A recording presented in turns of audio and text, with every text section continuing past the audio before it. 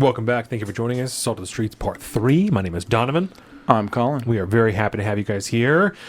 Part 3, we're going to be talking about some ESG, some PayPal, some things like that. Colin's going to lead us through that. Before that, I want to remind you to like, subscribe, comment on this video on our youtube.com, Salt of the Streets. We also have our Patreon, patreon.com/Salt of the Streets. You can find all that at saltofthestreets.com, including our personal social media. I'm at Salt of the Street on Twitter at alpaca_Donovan. On Instagram at Colin is at Big Bird Ophium. Both of those things. Right there. That's right. There we Our go. sponsor Right for this segment is Location Skate Shop in downtown Bremerton. Boom. If you need a skateboard, anything, wheels, stickers, fucking clothing, Bearings. anything, wheels, Trucks. bearings, trucks, anything. Yes, Colin knows about a skateboard. I'm like, what other parts of Go the there. skateboard do I know? Decks, everything. Wax. Go there. Wax is always cool. Get Yep. all the things. Go there. Location Skate Shop. It's a fantastic facility. Go there. Run by cool dudes. That's right. With that, Colin, lead me through. Tell me about ESG. All What do I need can to think know? of is cinnamon rolls right now. But hey, all right, yeah. So this came across my trends. We're going to talk about ESG in a minute. All right. But we're going to open up the segment today talking about the fuckery that's been going on with PayPal. We all saw this week kind of a release from PayPal that got accidentally released as per the usual. Which, heard whispers of this, Yeah, yes. we will not. We'll get into that fully as we go further. But talking about fines for misinformation and whatnot, and if you were found to have spread misinformation, they could fine your PayPal account $2,500 per infraction. And unfortunately, that was not the darkest side of it. That was just one thing they could fine you for. But And PayPal is just an intermediary for sending people money, right? you would think so, yes. Ask Eric July about PayPal. I'm sure he has some very choice words Fucking about their word. practices. But ultimately, this led me to kind of look at why a company might be making decisions like this, that, and the other thing. And the only place I could go to was like an ESG type thing. You've heard that talked about a lot lately, ESG practices, ESG metrics, so on and so forth. And it should be no surprise that it stems from our good friend Klaus Schwab at the World Economic Forum. So we're going to be visiting them today too and listening to some of his lovely Bond villain-esque words. This is deep then. It goes deep, yes, but and unfortunately, it goes a lot, wider than we could possibly think about. And we're also going to be addressing a quick little. It was a comment that I wish I would have saw right before I ended yesterday's beer show. Right, we had our good buddy Joseph in the chat.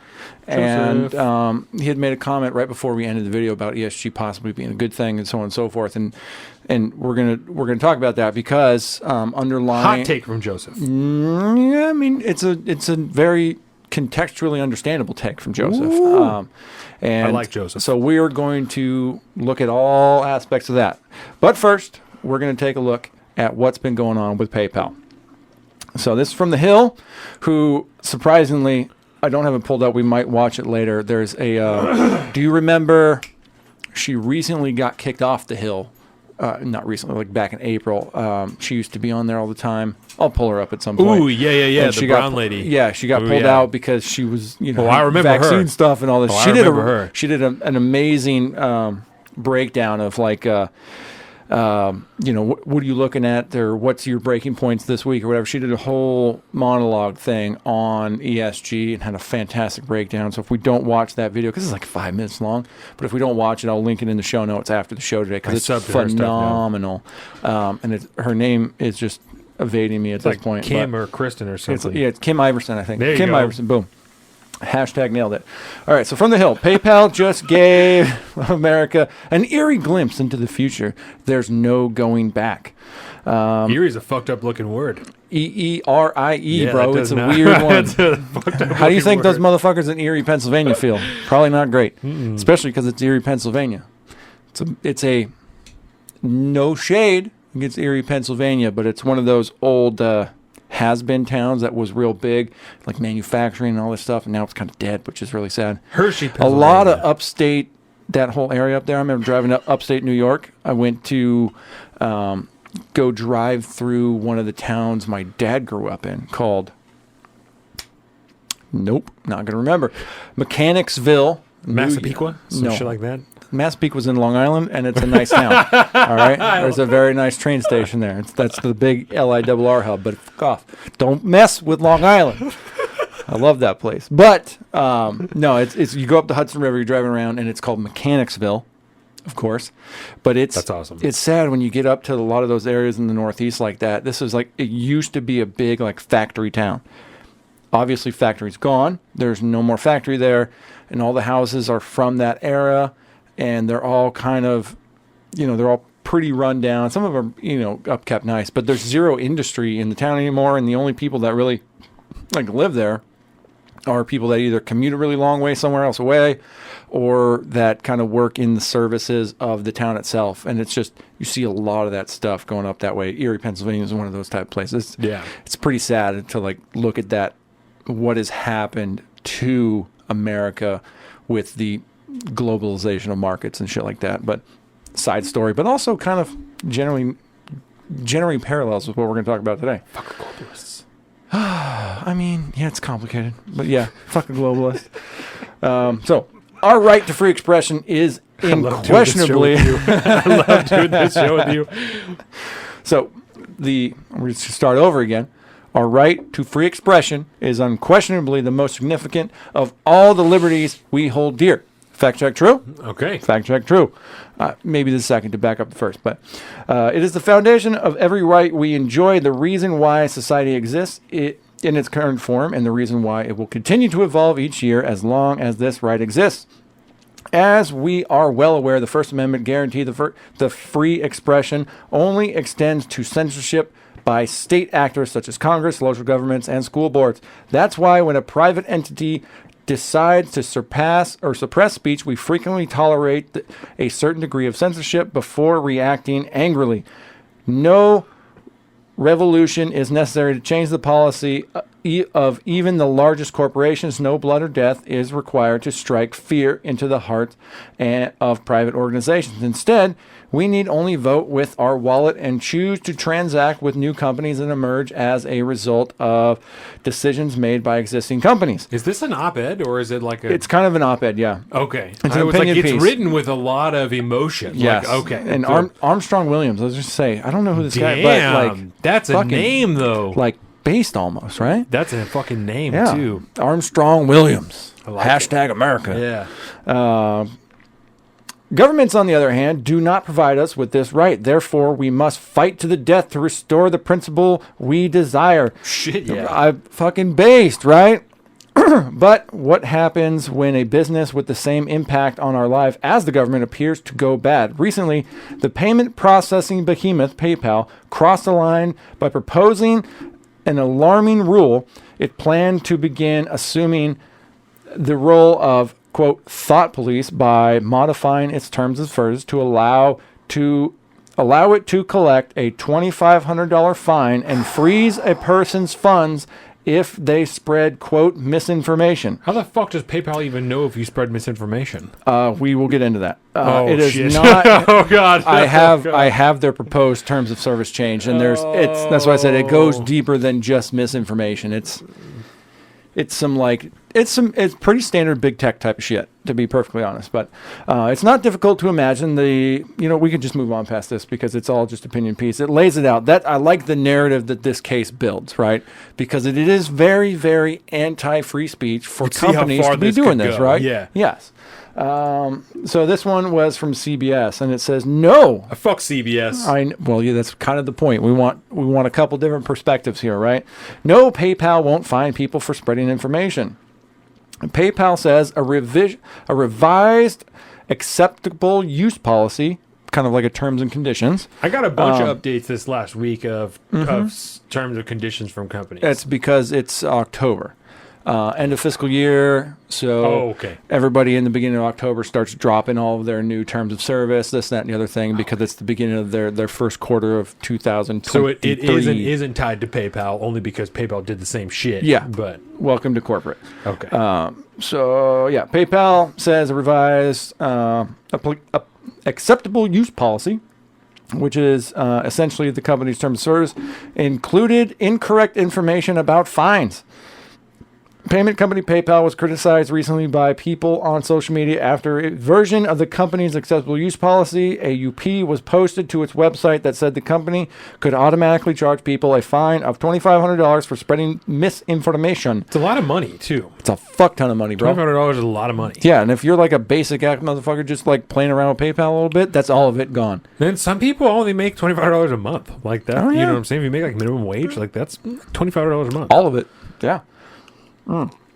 Because you said The some wrong document- shit. Damn. Sorry, go ahead. The document was dated November 3rd, 2022, and included, so this is in the future, November, and included a full list of prohibited activities, which we will get into, including spreading misinformation. November 3rd, election day, right? November 6th?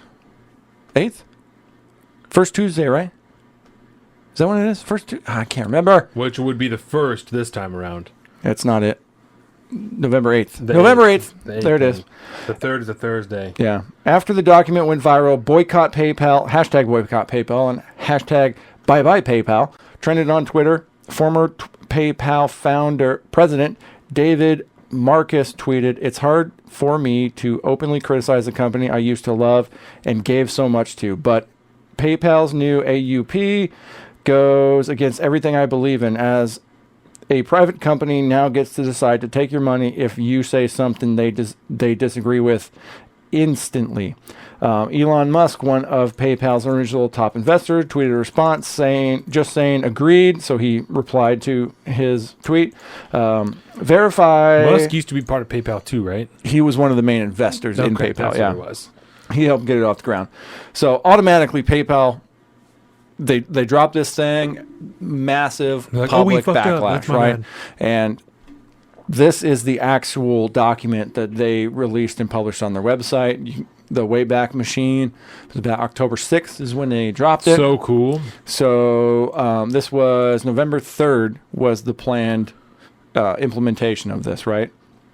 And it says, "You are immediately responsible for complying with all applicable laws in all of our actions related to your use of PayPal services, regardless of the purpose of this use.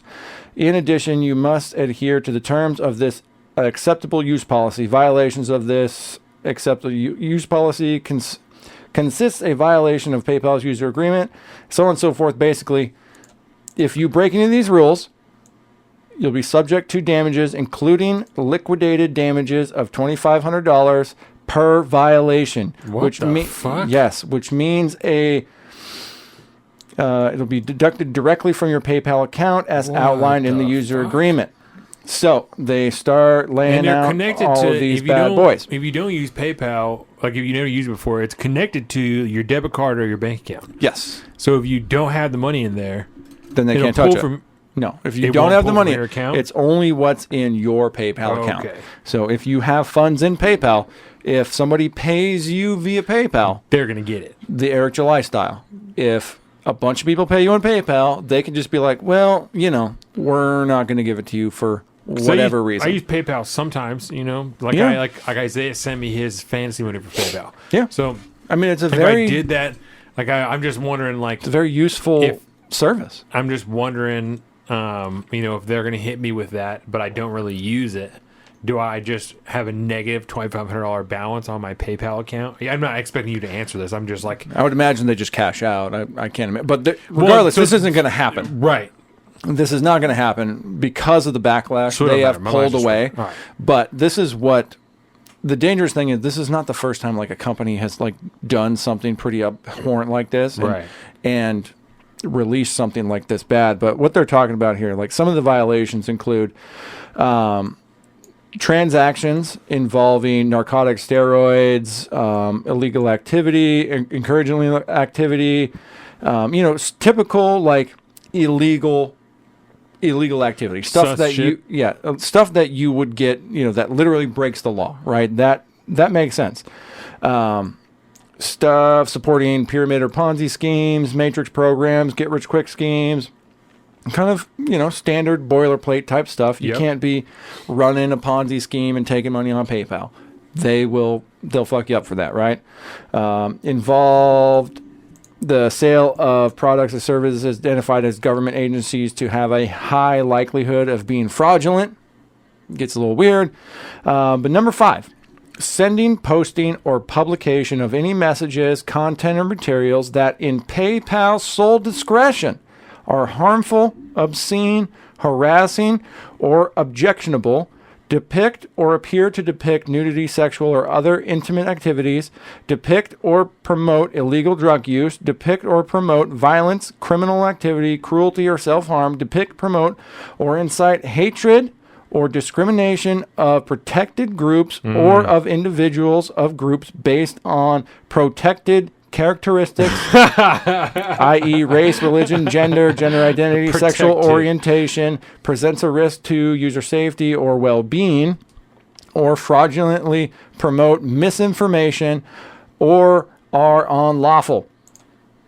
And then it also gets into a bunch of other just kind of broad character, Right. other things that you just can't do on PayPal, right? These So are just your says- standard things you can't get into on PayPal. It says posting, right? So where Yes. would you were saying, like, how would they know that?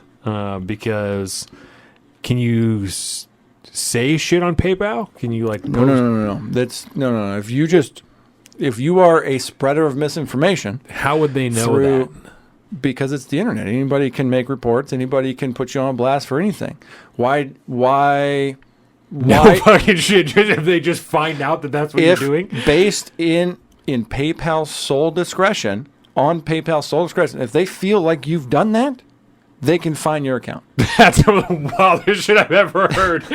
That's some of the wildest shit I have ever heard.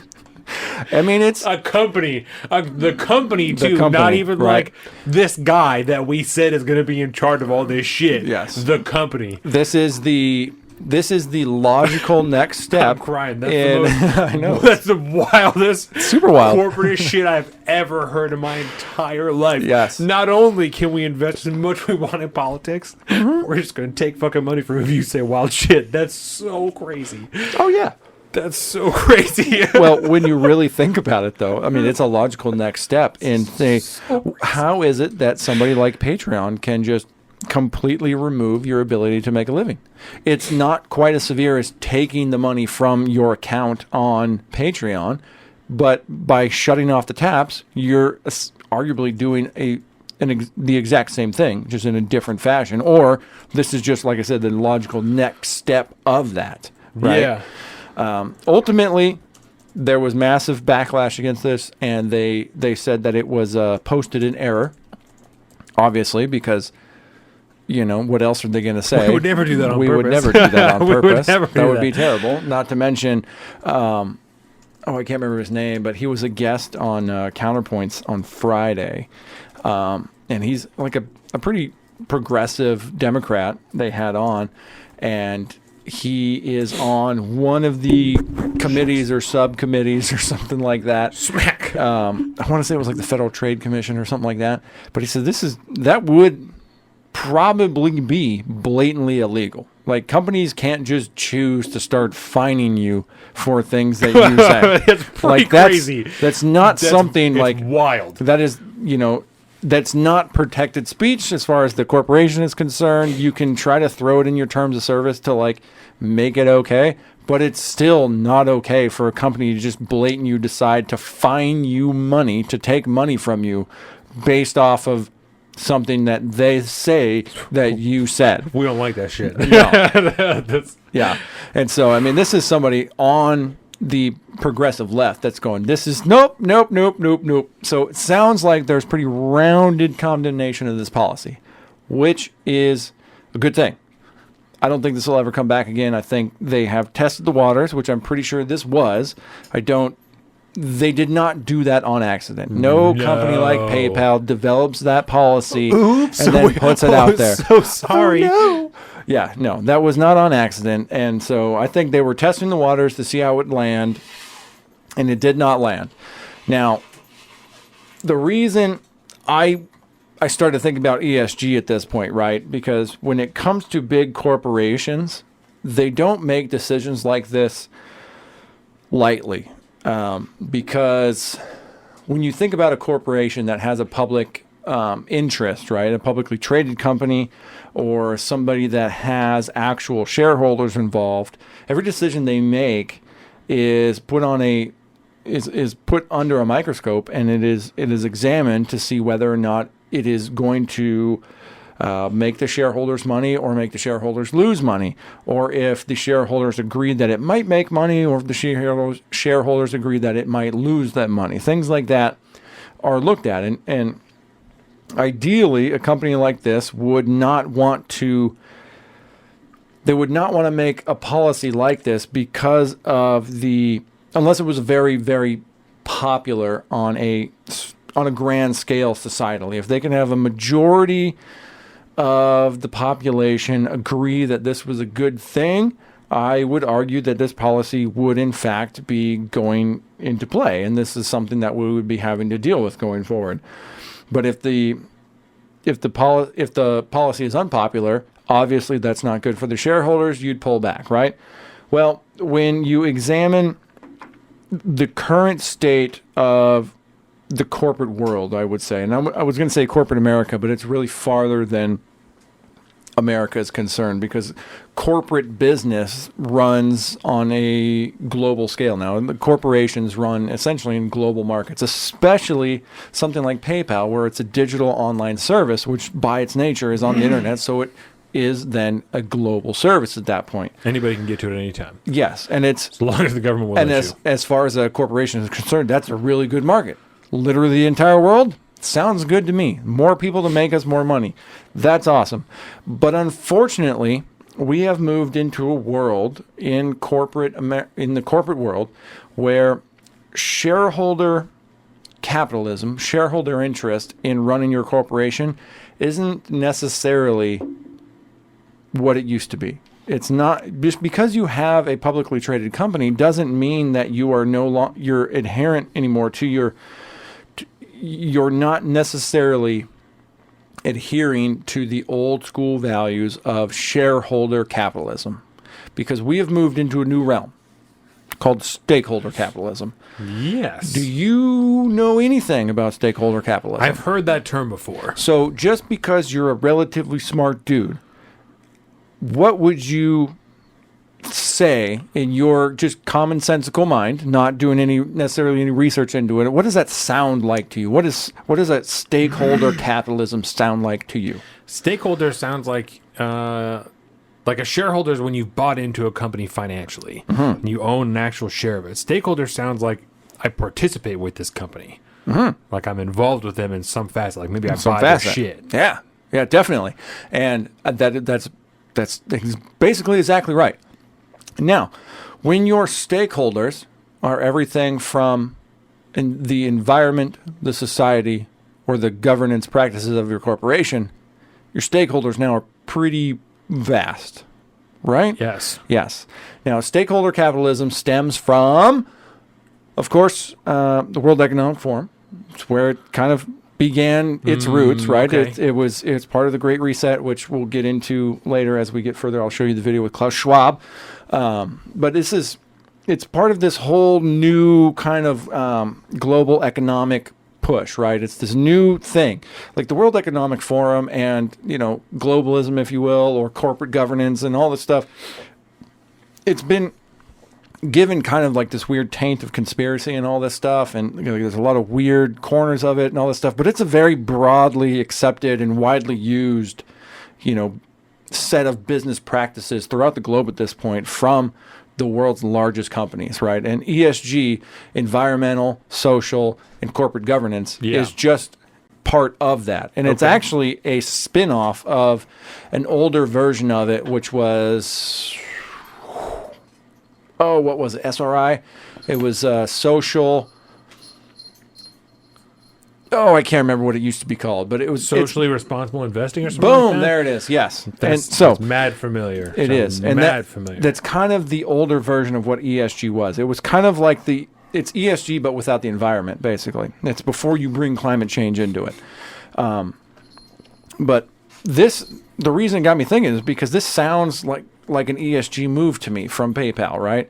It sounds like PayPal wanted to try to work on their their S of the ESG and work on the societal level of, because spreading misinformation now is very, very popular, or it's very, very unpopular if you listen to nothing but the corporate press or the government or anything. Everybody wants to cut down on misinformation and disinformation. So what a better way to try to become the next ESG top dog and improve your ESG score and metrics, which we'll get into in a minute, than pass a fucking policy that says if you spread misinformation, we're going to take money from you at this point. Fuck you. No, we're the OG on this corner. We're holding this down. Everybody else is going to follow us after this. Yeah. So, to take another step back, ESG started essentially as an investment, a way to judge a company on its future and kind of its future benefits to society and how it's all going to go for the investment world, right? If you had a large corporation that you wanted to invest in, you wanted to make sure that they weren't doing a bunch of pollution and fucking up the environment, because climate change is huge right now. If you invest in a company that's doing that, that's probably a bad investment at this point, right? Okay. You also don't want to invest in a company that has a bunch of backward ass social policies that treat their employees like shit, that essentially treats them like wage slaves, and they're all just ones and zeros, and there's no Starbucks. There's no diversity, equity, inclusion involved. So people are being, discriminated against. You don't want to invest in those companies. And also you want to make sure the company is run from the top down as proficiently and as acceptably as possible and as open as possible. So you look at the governance of the company and how they interface with whatever governmental aspects on the state level that they're going to do, right? Because the minute the leadership of the company gets all fucked up, then the feds get involved, or the EU gets involved, or something like that. It's a bad investment, right? Okay. So an ESG, the idea of ESG came around because that was a good way for people with money that wanted to invest in corporations to be able to put their money in a good company that was going to do good things. Sounds good, right? They're going to they're not going to destroy the environment. They're going to treat their employees and, on the social level, they're going to treat society well. They're going to do good things for society. And the governance of that corporation is going to be top tier. Done. That's a good place I want to put my money because that's a corporation that's going to last the test of time. Seems okay. Seems all right. Okay. As far as an investment strategy goes, that seems all right. Unfortunately, obviously, the ethics of society and what we deem as good and proper aren't necessarily, we're not all in lockstep on that, right? Not everybody believes that DIE policies are good. Right. Some people think that they are inherently discriminatory. Diversity, exclusivity, or equity and inclusivity. Yes, is what he's talking about. Yes, diversity, equity, inclusion. If you work, if you work for any type of corporate environment, you have been through a DEI training. Yes. Yeah, I don't want to say that. We're not going to say that. I was, you know me. I got to hold my tongue at least once an episode, and this is it. But yeah, so on that level, that DEI, diversity, equity, and inclusion, is part of ESG and ESG policies. And ultimately, the idea of ESG is to develop a kind of scoring system, a ranking system, if you will, based off of a number of metrics in the corporate, social, and governance world that essentially gives your corporation a score and tells investors how safe an investment your company is for them. Based off this little score? Based off of the score, right? So you would assume, with that in mind, that there would be some kind of there'd be some worksheets involved. There'd be somebody that can tell you this is what your score is based off of this metric, this metric, this metric, and this metric. Unfortunately, that's not the case. With ESG, it's real loosey-goosey, as it turns out. There's no one path to go down to create your ESG score. Well, and who does the scoring? There are a number of... There's a whole pocket industry that's popped up. We can wait. I think we can work with it. There's a whole pocket industry that has popped up that essentially has become, it's kind of like the diversity, equity, inclusion industry that has been created from that conceptual existence, With right? like the trainers, the what's that woman? Robin, what's her face? Ooh, White privilege or Robin DiAngelo, yeah. Abram X. Kendi, those All type them of people. yeah, okay, all them motherfuckers. Yes, it's that same kind of business model where you create a thing and then all of a sudden you put social desire for that thing to It's be a there. problem only I can fix. Exactly. And so there are, so there's a number of firms out there that offer. Y'all hear how mad essentially- racist I used to be? I bet y'all feel the same way. Only from Robin DiAngelo. But these firms, they essentially come Yes. on as like a consultant role for a corporation to help you develop an ESG report, a sustainability report, if you will, right? And then you publish this report. And then people can judge your corporation based off of this report. There are certain firms that will give a number to you in whatever kind of metrics and styles that they have crafted based off of the overall involvement of these various corporations at this point. Klaus Schwab in the video we'll talk about they talk about a grouping of about 140 that have kind of come up with a loose, generalized version of the metrics. But So if the you're score doesn't even necessarily mean anything. It's not real. Okay. Except to Even to some them. form of an investment firm, because all money is make believe at this point, right? If Blackstone comes to your business, or Blackstone is interested in investing in your business because BlackRock, sorry, formerly of Literally Blackstone, the same thing.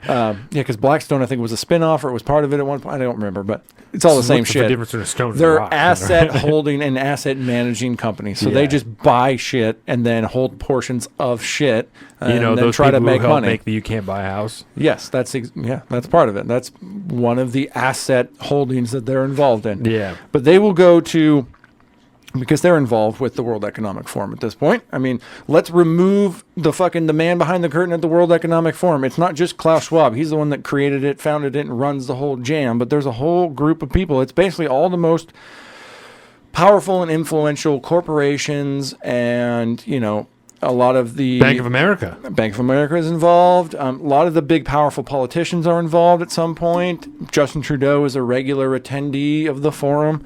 But it's really just kind of a place where everybody gets together in Davos once a year at least, and they kind of have these meetings, and they have these like TED Talks and shit like that about how they all think that they should be running, the global economy and shit like that, because they are the big movers and shakers. How they should run the world. Yeah, because 140 of the biggest, largest, most powerful corporations, when they all get together, when they all set new policies based off of, generalized guidance they all kind of get from the WEF forum every year, that's going to shape the world.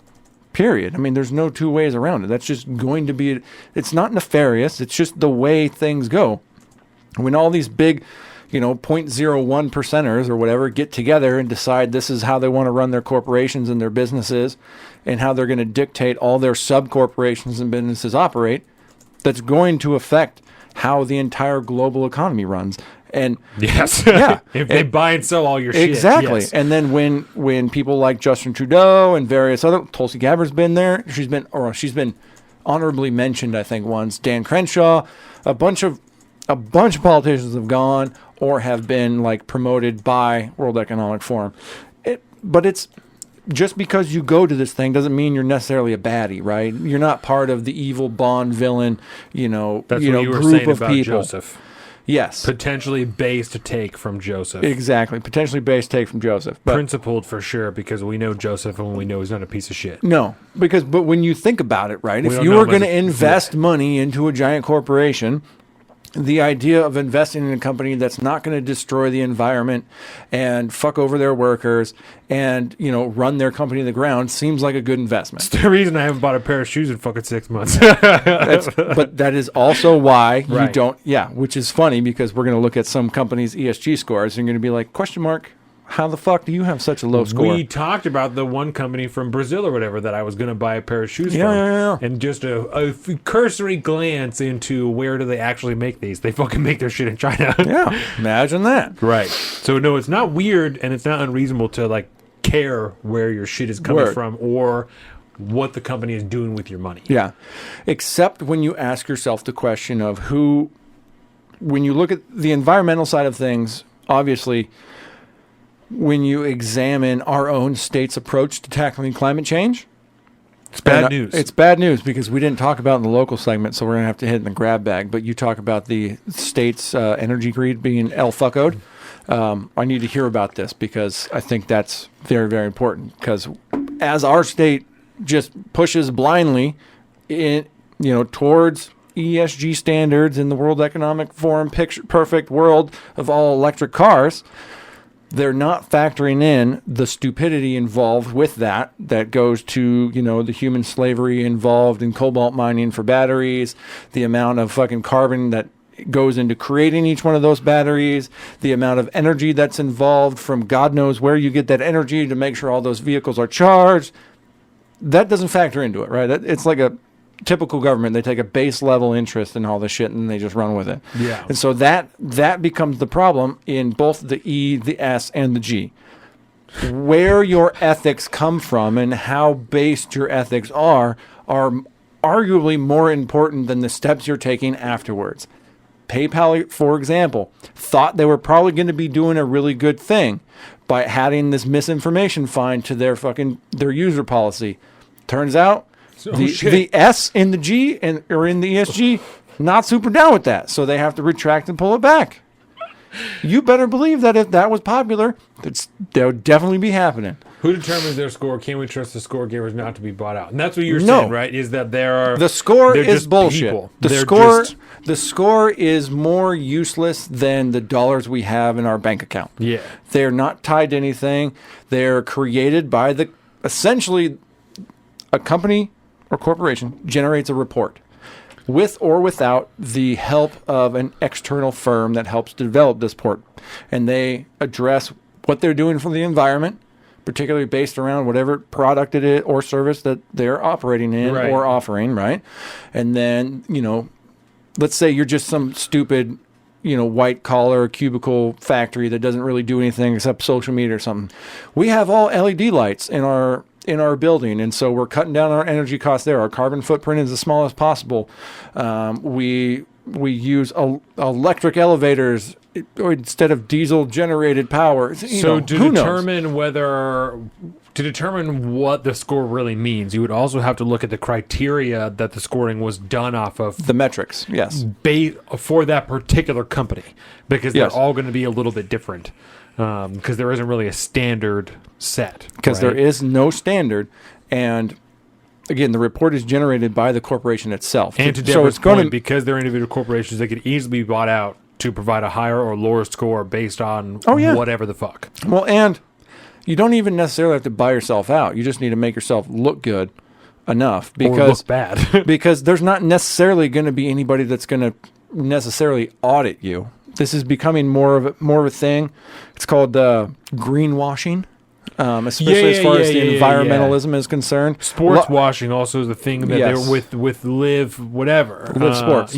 Live Sports, right. The golfing sports thing. Washing, right. Yeah. Okay. And so what that is basically a corporation trying to inflate their shit, So Chevron plants a fuckload of trees, they greenwash what they're doing. Yes. Or yeah, definitely. We put up, or they woke wash it. Is there a term shit for that yet? Woke washing? No. If you just say woke shit? No, because the entirety of the corporate world is totally woke. So that's too easy. They can't see it because they're too close to it, right? Okay. Look at Disney, for example. Yeah, that makes sense. Disney went totally woke in all of their things, setting precedents in their corporation to say every X character that we put out in our upcoming entertainment or our film has to be like a POC, or they have to be a member of LGBTQ+, or in every other movie we have to have a scene for this, we have to have this, we have to have that, we have to do this thing. And unfortunately, or fortunately, depending on your take on it, generally speaking, the investment comes in, they make money off of it. They're going to make money on the product regardless. Get woke, go broke doesn't necessarily apply. PepsiCo, when they did that fucking I forget which Kardashian it was, but It was when they did Kylie that, Jenner. Kylie Jenner, it's all in the Kardashian family, right? Kardashian Jenner's the same thing. Yeah, when she did that commercial with the cops, and you go over there and put the thing when the riots are going on. That is I don't want to beat the shit out of black people anymore. That's an ESG commercial, right? That's something like when you're talking about this woke shit, that's all surface level stuff. You know, what is happening when you're talking about the corporate world? What's happening to develop that? Those meetings that push this thing that makes the policy throughout the company. Deeper than that. It's that all goes to their ESG score so they can get more investment from this, that, and the other thing. The greenwashing stuff is when a corporation does that, kind of just, they play it off as if they're doing way more than they are, and they kind of get found out, and then it turns out to be bad investment. Not good. Greenwashing leads to bad money. But, unfortunately, a lot of this stuff still does make money at this point. So there's a lot of investment dollars going into it, which is why we see so much more like the wokeification of all corporate aspects of the world. It's not good if, necessarily. I mean, there's a good and a bad side, but it all is determined about, where do you derive your ethics from? If your ethics are marginalizing the majority race in the world because of systemic racism, I feel like that's a bad ethic to hold. You shouldn't be doing that. But obviously, it seems to be a popular thing still today in corporate America, so people do that. Right. And a company that's not doing that is not going to get the investment dollars that a corporation that is doing that.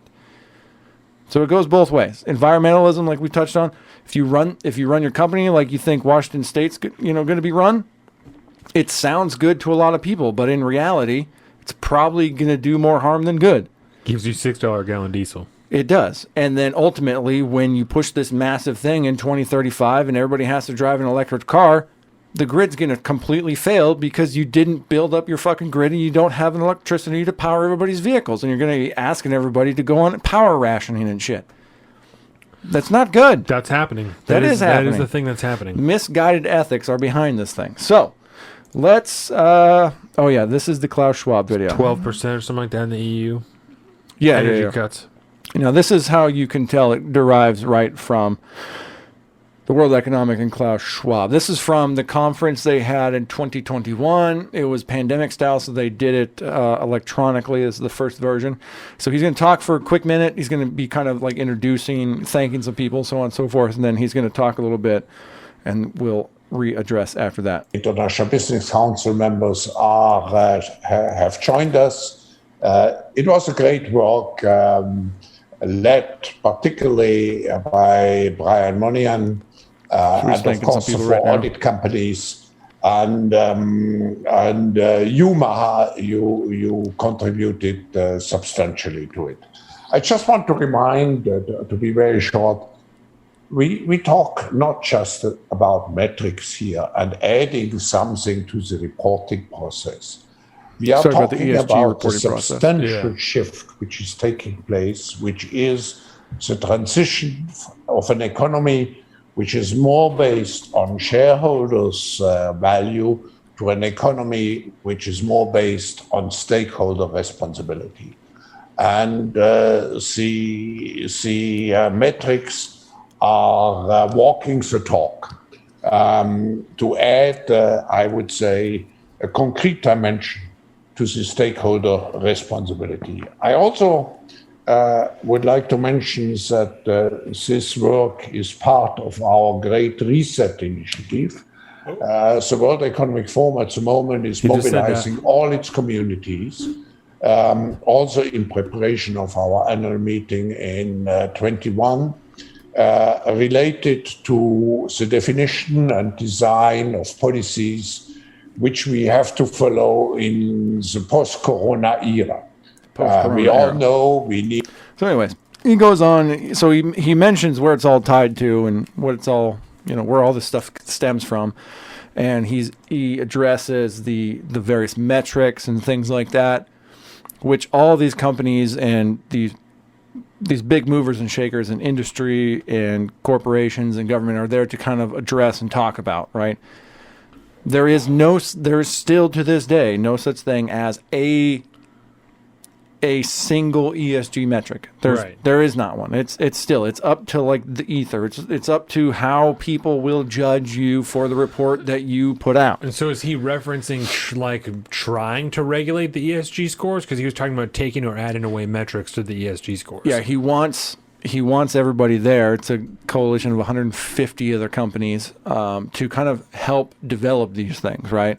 And obviously, they're still in development, but there's nothing concrete, there's nothing in paper yet, but obviously people are running with them. Some people do have their own version of metrics that they will assign point spaces to and stuff like that. We're going to take a look at some actually here in a second because it's going to be kind of fun. We're going to put in a couple different corporations and we're going to compare and contrast their current ESG scores based off of this current there's certain firms scoring of their ESG firms. A lot of the people and corporations and companies involved in the scoring system are financial and asset management corporations like BlackRock and things like that. And there's a ton of other ones, man. These people that own billions of dollars worth of things, companies, industry, stuff like that, that kind of create their own metrics. And then whatever company's assets they're involved in investing with, they will kind of judge those companies based off their own little metrics that they have created, right? Okay. There isn't one big, giant ESG metric that's been created yet. And I don't think there ever will be, obviously, because I don't think that undermines the power of it. Once you actually create a set of paperwork to fill out, you can't change the bar anymore. You can't update it. You can't do anything. If you just meet once a year at Davos and kind of talk about what things are important to you, and then you go back and you create your own kind of metrics that you're going to be doing that year and apply it to the companies and the assets that you own, you just run like that. The idea that corporations are going to self-monitor and self-report is ludicrous. Amen. Most of this stuff is, Deborah. That's wild, especially because it seems like a lot of shit is going to be dependent on your ESG score. Oh, yeah. Yeah, the amount of money that you get invested in, yeah. But you also can kind of make it up as you go. Yeah. So all you need to do is know how to play the game. You could feasibly make your own, I think that's what you're saying, make your own ESG scoring company to score your own company, right? Your own base company. Yeah. Like if you own company A, and then you could, as an affiliate company, start company B that is an ESG scoring company to score company A with a criteria that is created by company B but based in the ideals of company A. So regardless of what the reality is, the ESG score looks good, and unless somebody digs into company B and what their grading criteria is, all they're going to see is a general ESG score. And if they're all, I don't know, out of fucking 2100 or whatever, you know, so if you're like, all right, it's 1900, that's I think they're usually good, around you know? 1200. So there you go. Get into it. We'll get into it. So even if they're not, the criteria is not standardized, do they generally use the same number scale? Yes, and I think there's reasonings behind that. And this thing we're going to pull up next But is that a adds company to the that does sustenance that, also. right? Yes, but the idea is, you know, at the end of the day, you know, the head of Bank of America is not going to attempt to do that because he's going to the meeting with all these other people too. And so he's just going to network with those people there and their ESG scoring firms and stuff like that to get in tight with them, because he knows that if I get scored by these groups of people over here, the rest of my people here they're going to understand where I'm at. They know that I got a good score, right? These are the people that run the fucking world, by the way. Are there already like top of the line ESG scoring companies that are more firms, more reputable than other?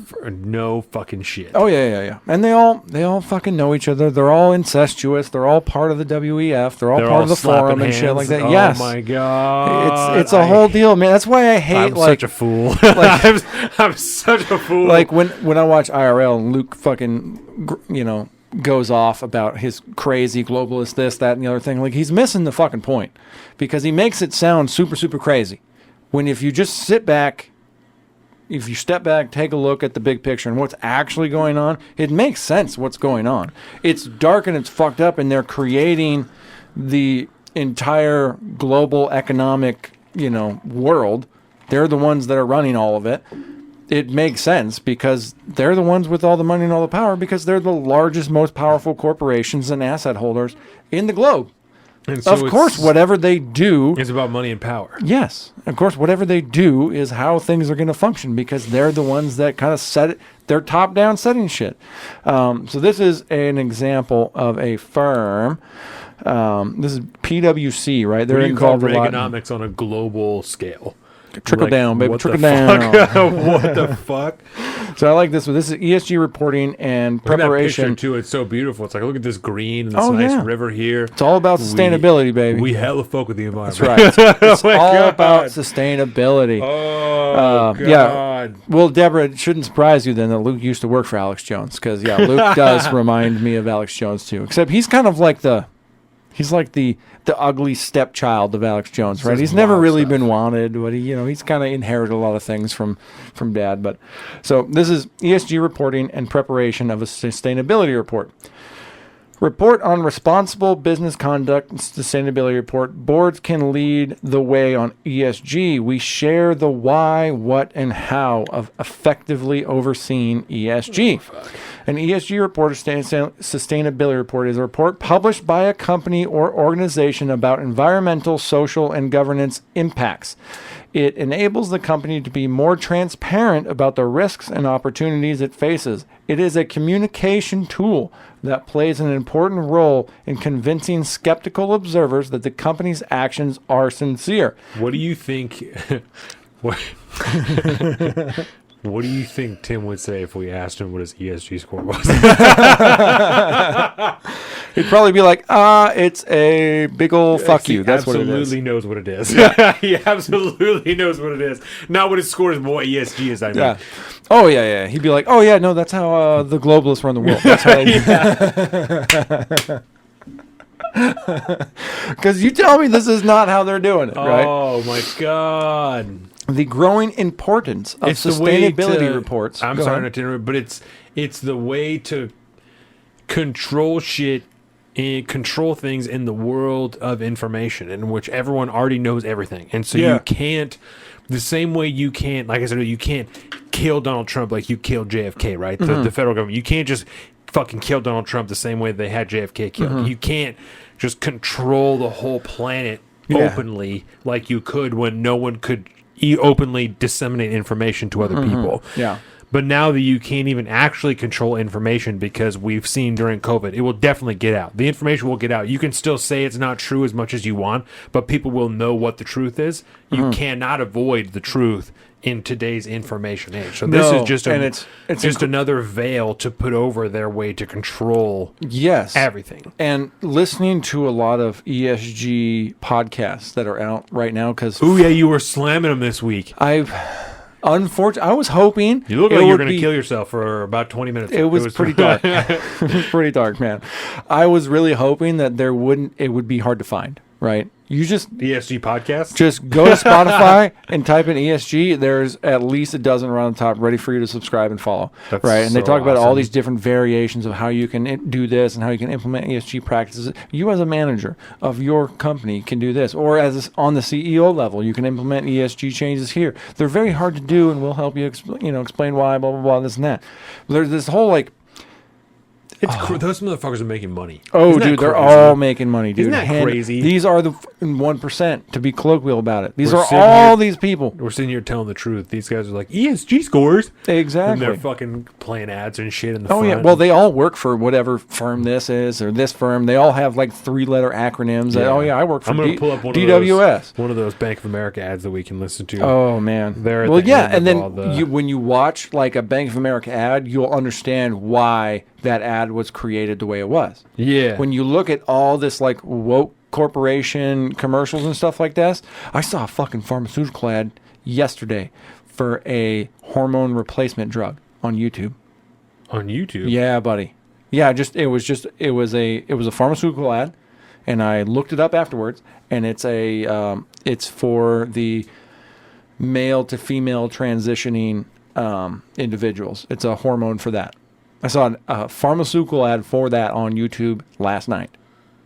I was surprised. Remember, only here in New Zealand is that shit allowed. The ads for pharmaceuticals. So it was one of your ask your doctor if this is right for you. Yeah. I was like, wait, what? Oh, that was wild. So yeah, you keep looking. I'm going to read a little bit here. The growing importance of sustainability reports is supported by the fact that the investors and other stakeholders are calling on companies to disclose more about their sustainability and environmental, social, and governance strategies. Many legislative documents requiring companies to discuss non-financial information are currently being prepared or have become effective. Now, in the EU, ESG reports or something akin to that are required by law. If you're going to be a corporation of a certain level, you have to have an ESG report. You have to write a report on your non-financial disclosures for transparency purposes, right? And there's drafted legislation in multiple places, none of which are America. So that's important to say. We're not there yet.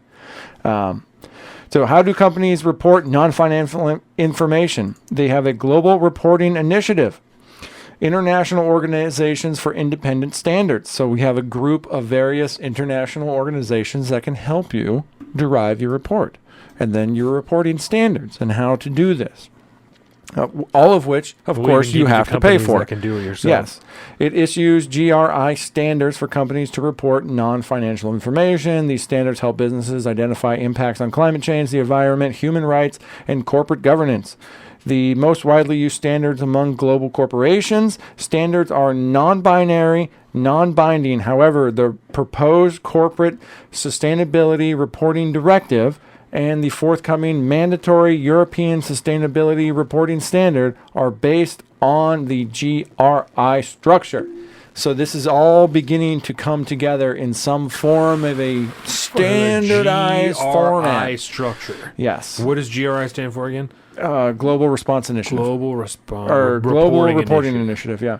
Where does it come from? That's from the World Economic Forum. Yes. No fucking shit. Yes. So because again, the World Economic Forum is not some individual baddie. It's not just Klaus Schwab. He just owns and runs the deal, right? Yeah. It's his own thing. It's created from these fucking gang of people that all run multi-global fucking corporations or global corporations get together. And they all brainstorm, they all listen to each other, they listen to presentations and this and that, and then they kind of come up with these ideas. And they're like, yeah, we're going to have this global reporting initiative. That's what we're going to do. And then they go back home and they put it into practice. And they're going to help the ESG firms decide how they're going to score shit. Yeah. Yeah. All right, so this is going to be fun. I pulled up this ESG comparison ESG score comparison tool. Yeah. So I put in right off the bat the number one, the best rated, as far as ESG is concerned, the best rated corporation in the entire world is none other than Microsoft, right here in our own backyard.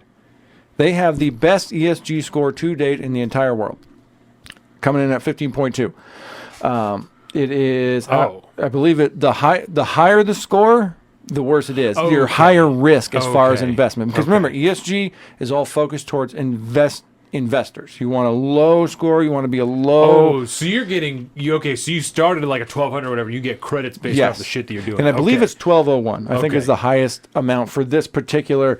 This is Morningstar Analytics. This is one of the groups that does this thing. No. Sustainalytics. Sustainalytics. There we go. I'm far away from my big computer. Thank you for saying that. Sustainalytics. So let's go ahead. Microsoft. What's the opposite company of Microsoft? Apple? Let's pull up Apple Corp. Apple Inc. They have an ESG ranking of 16.7. Low risk. Which is interesting when you think about their major products being manufactured underneath small children dig out slave labor, right? Yeah. Interesting. How can they have an ESG score that low? Probably because all they do for society, right? By pushing woke messages all around, or I don't know. You know how the corporation is governed.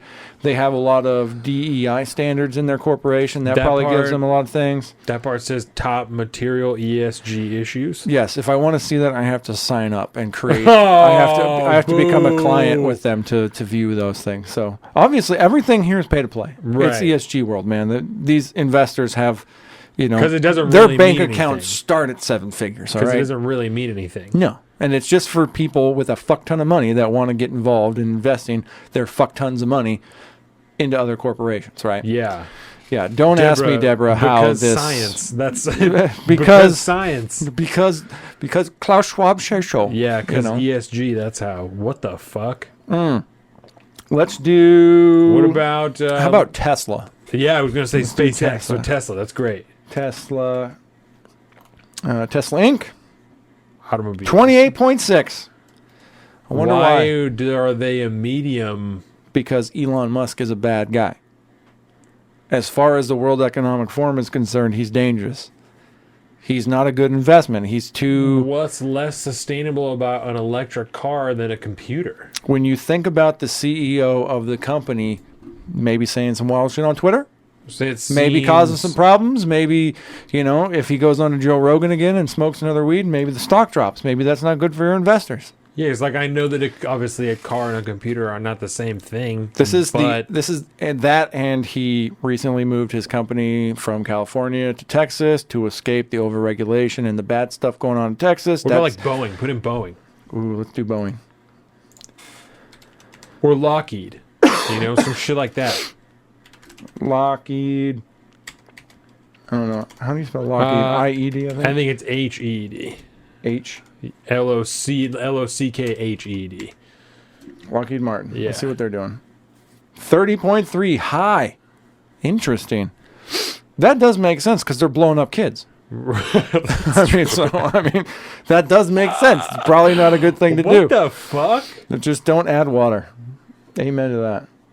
Hey, want to do some more? We can do some more. What's another? Let's look at Boeing. I'd be curious about Boeing.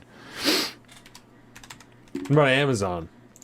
Ooh, Amazon. 36 or 34.6 for Boeing. They have had some wild shit happen in the last couple of years. They did crash some planes for a while. That was a whole Amazon's high.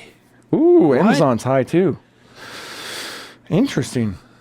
Look at that. Amazon is a more risky investment than Microsoft is. Management, average. Exposure, medium. Overall risk is high. And we can't tell without signing up. What the fuck? Yeah. What about McDonald's? Ooh. McDonald's. Whoop. McDonald's Corp. 24. McDonald's has a better ESG score than Amazon.com. Put in Chevron. What about Chevron? Chevron.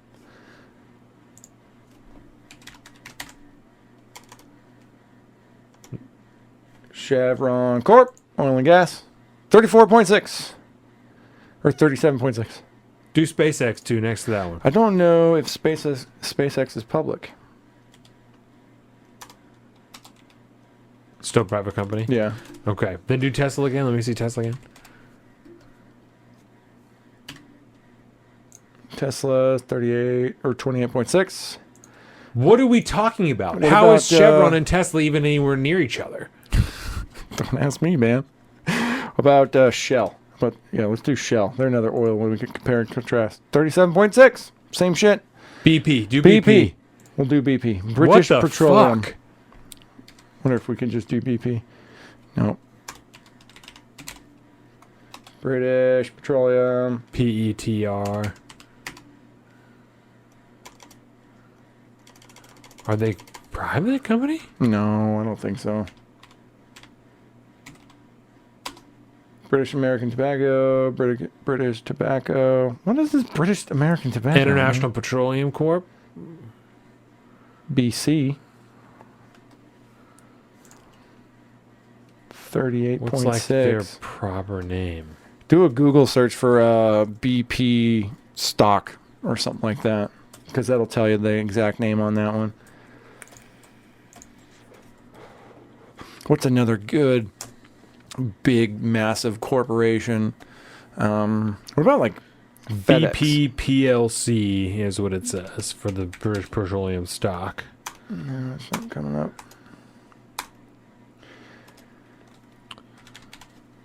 Oil. African oil. Blah, blah, blah, blah. BP. Bright Oil Petroleum. It's probably not them. Yeah, unfortunately. Just look up fucking BP ESG score. Do it. BP ESG score. It's BP.com, ESG governance investors. We agree. ESG investor pack. Oh, we can download their ESG investor pack. Yeah, see? BPL, environmental, social governance, financing, BP. What is this? Let's pull this story up. No, that's their stock. Fucking. Yeah, see, and this is the other problem with ESG, man, is it's so ethereal. Like, you can't just Google shit like this because it lives in this alternate world that we aren't allowed in at. Because BP has their own shit, like on their website. ESG at BP. Our reporting is focused on the material sustainability issues that matter to our stakeholders. Yeah. We refer to different reporting frameworks and standards to inform our reporting. Find details of our reports, policies, and positions. ESG data and framework and standards are below. Read more about ESG at BP in our investors section. ESG data sheet. PDF. Let's download it. Let's see it. Oh, look at Raytheon over there at 36.0. High risk investment over at Raytheon. None of this makes sense to me because obviously Raytheon's making money, bro. Reportings and frameworks, net zero. What's a big environmental company? Greenpeace? That's like an organization. I don't know. I don't think Greenpeace ain't making any real money. Let's put it that way. But yeah, the big one I was looking at was like, the Microsoft versus Apple, all these big tech companies that have very low ESG scores that obviously utilize slave labor to the nth degree to create their products. What about... They have the BP has their own, like I'm looking at the PDF right now, and they completely have their own metrics for how they do everything. And a lot of this shit they didn't do before this year, and so they only have this year's reporting on it. They don't have like an overall score. They have numbers for each individual category for net zero, greenhouse gas emissions, energy, safety, environment, social, and governance.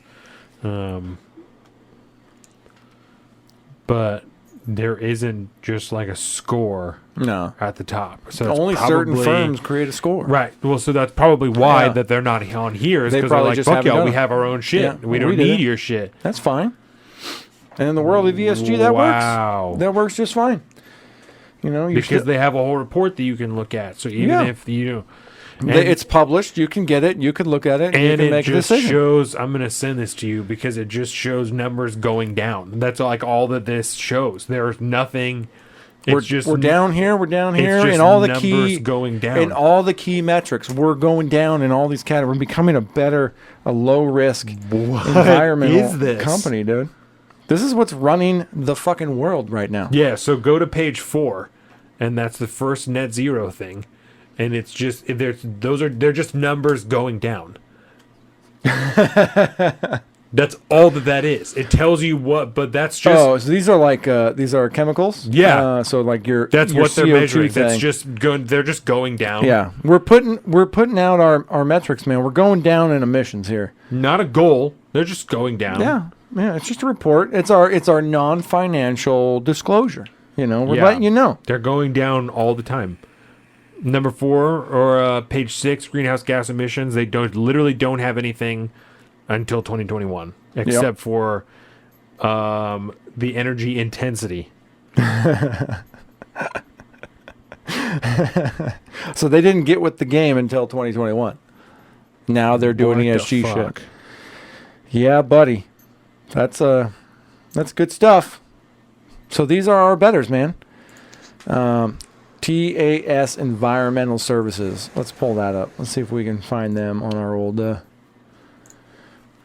TAS. And nope, not on these guys. What about Disney? The Walt Disney Company. Safer than hell. 14.9. Even safer than Microsoft. Super safe. Well, as far as their environmental concerns, they're pretty green. They're doing great things. I'm sure on the set, everybody's super green, using disposable cutlery and whatnot. Social. Super biodegradable cutlery, and they're very, very social. And they got diversity programs up to yin yang, so that's good. And Daily Wire don't exist. Oh, I they're looked up there private, yesterday. I looked it up. I was like, I gotta know because they gotta be in the 50s because they don't give two fucks, man. But what about like CNN? Do they exist? What about 1-800-Flowers. 22.1. Barstool? Is Barstool public? Barstool. No. No. And I don't think Barstool would participate in this nonsense even if they were. You know what I mean? Because that's the other thing. They got to participate in this program to be involved in the ESG world. You gotta participate. So that's fun. That's a good time. This is the world. This is the world of ESG and environmentalism. And as long as climate change is going to be the deal, every woke corporation with any power at all is both going to be super green, quote unquote, and they're going to be super with the net zero climate change agenda, as according to Agenda 20 or the Great Reset, as Klaus Schwab said.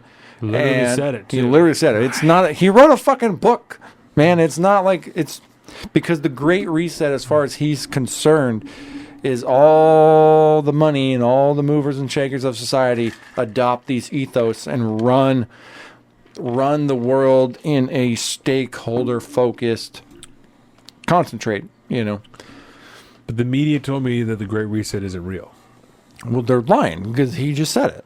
I mean, that's the deal. This is what's happening.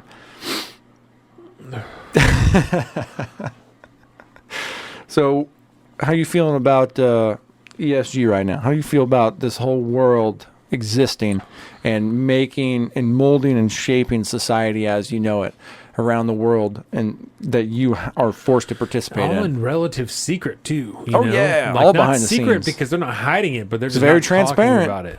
Let's listen to this Bank of America. Oh, please. Because I remember, like, when you brought it up, I was like, the way that it's being presented is like it's just about the environment. You know, it's just about. That's just the big one right now. Yeah. Because we did all the societal stuff already. We're already there. We just call it woke now. You know, that's the whole thing. It's already been embedded, so we just assume that corporations are going to be doing these things because they've already laid the groundwork for that. The new thing post-COVID is the environmentalism aspect, the climate change. This is, I mean, we fucking James O'Keefe, Project Veritas, CNN. As soon as we're done with pandemic, we're going to climate change. We're going to hit climate change. They've done nothing but hit climate change. That's just another rung in the ESG world. Do Bank of America. Ooh, Bank of America. I bet they're doing pretty good. Bank of America Corp. They are 26.8. 26.8. You know, they're coming in. Ooh, let's do a couple banks. Let's do that. Let's do like JP Chase, Morgan. Yeah. JP Morgan. I think if you Just do Chase. Chase. There you go. Chemicals, JP Morgan Chase against Bank of America. What's another big one? TD Bank? Is that a big one? TD Bank? Nope. I don't know. What's a big mega fucking bank? Bank of America, Chase, Citi? Yeah. That's another one. Citigroup, Cititrend, Citigroup. Citigroup. Hey! Oh, shit. Oh, that wasn't Citigroup. Citic. Fucked it up. That's Citic. Oh, look at that. We got some more analytics here. Citic. What do they do? I don't know. They're industrial conglomerate. What the fuck? Okay, Citic that was fun. Group Corp. That was fun. Can I change my answer? Or do I got to reset again? Dang it. Let's do that. Bank of America. Okay. Banks. Got Chase. Citic aims to be a leading service provider domestically and internationally by building up financial holding platform. The company implements policies regarding supply-side structural reforms and financial regulations. Oh, it's an Asian company. Oh, you know what? I think Citi is owned by JP Morgan. Okay. I think formerly now. the China International Trust Investment Corporation is a state-owned investment company of the People's Republic of China. That's why it's severe. Established by China. established by Rong Yiren in 1979 with the approval of Deng Xiaoping. Its headquarters are in Jiaochang District, Beijing. As of 2019, it is China's biggest state-run conglomerate with one of the largest pools of foreign assets in the world. No wonder they have a high score. They're doing wild shit. But again, out of like 1,200, that's not that bad. Right. You know? Wow. Verizon. Your podcasts. Okay, here we go. Get that right up to Bank of there. America is financing opportunities to create positive environmental change. It understands the powerful role companies have to put environmental, social, and governance leadership into action to solve global challenges like climate change. Through its sustainable financing efforts, including ESG-themed products and services and innovative partnerships, Bank of America is financing and accelerating a sustainable, low-carbon future. Visit bankofamerica.com/sustainable finance to learn more.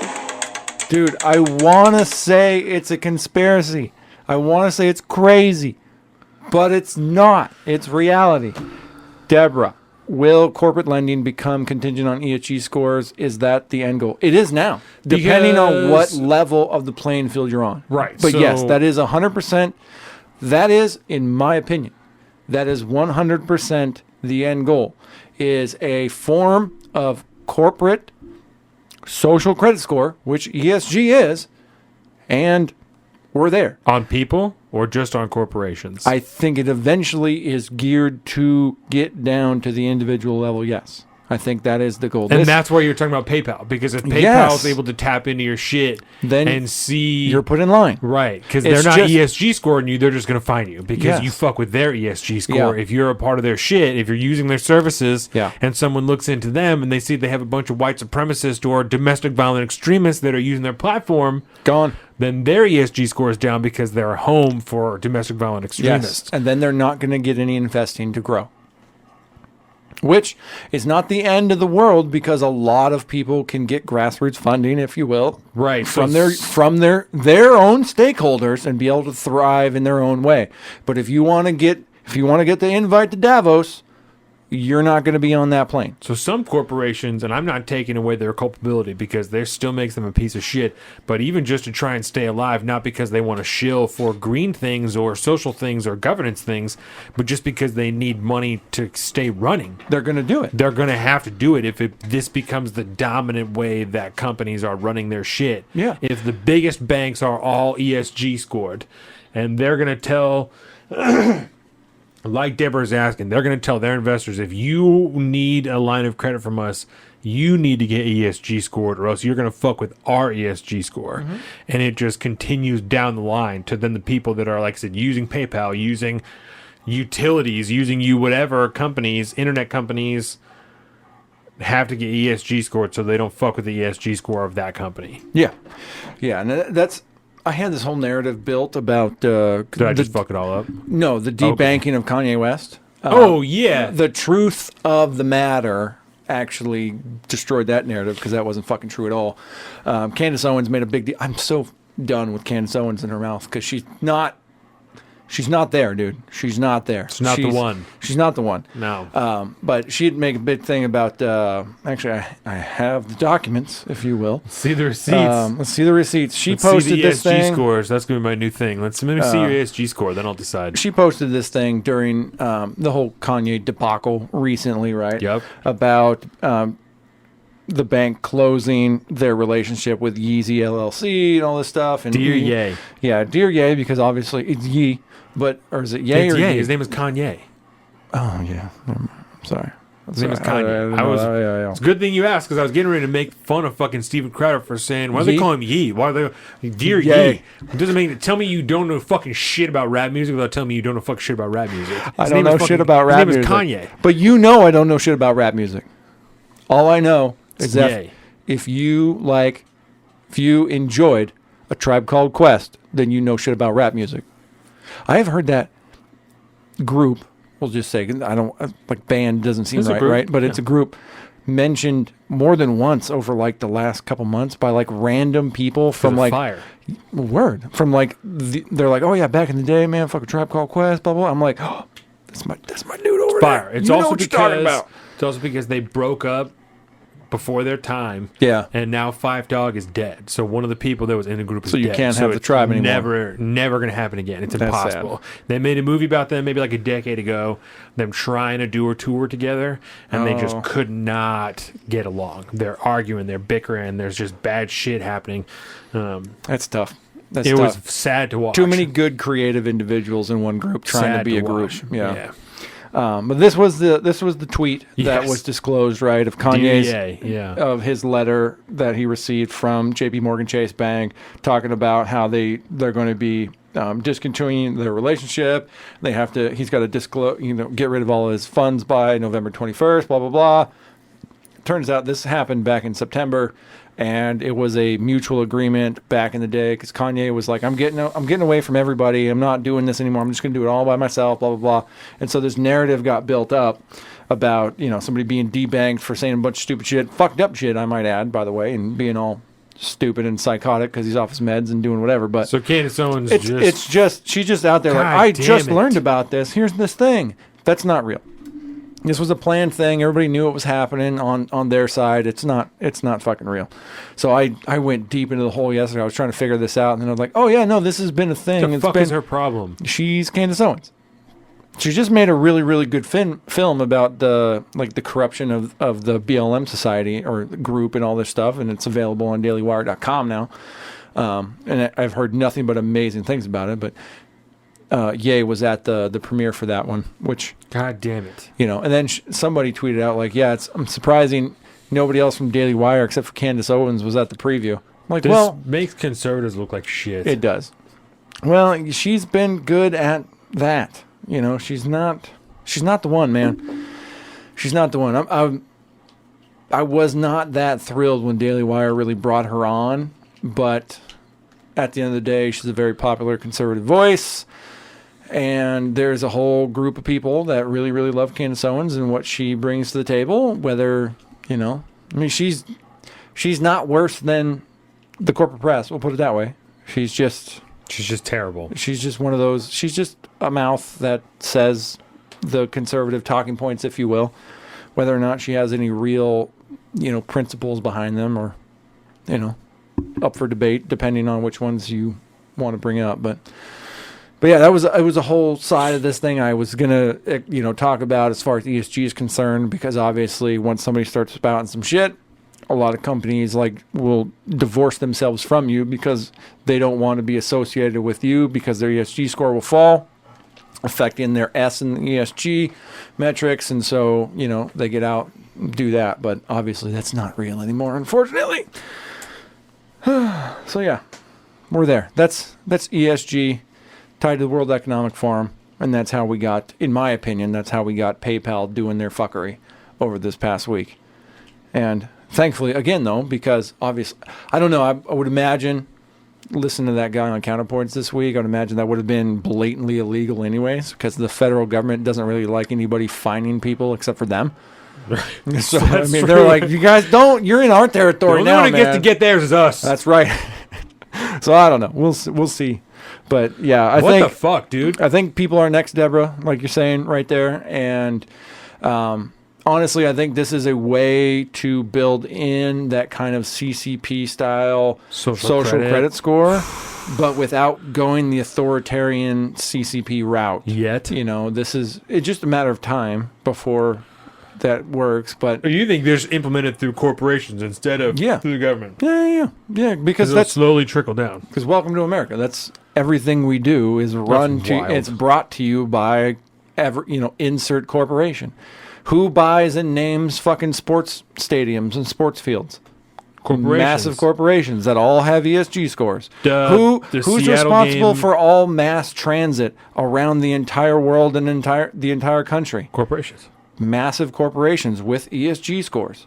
I'm sure Delta Airlines and America Airlines and all these people, I'm sure they all have ESG scores. I'm sure every major corporation does, because that's the world that they operate in, man. That upper level corporate world they are the ones that build the society that we get to live in. And it's not conspiracy. That's the reality of the situation. That's the world we live in. Right. It's brought us a lot of good things. It's brought us fucking supercomputers in our hands. It's brought us the ability to do the show. Without fucking Microsoft, we don't have this. We don't, you know what I mean? Without Alphabet, without Google, we don't have this. Without YouTube, we don't have this.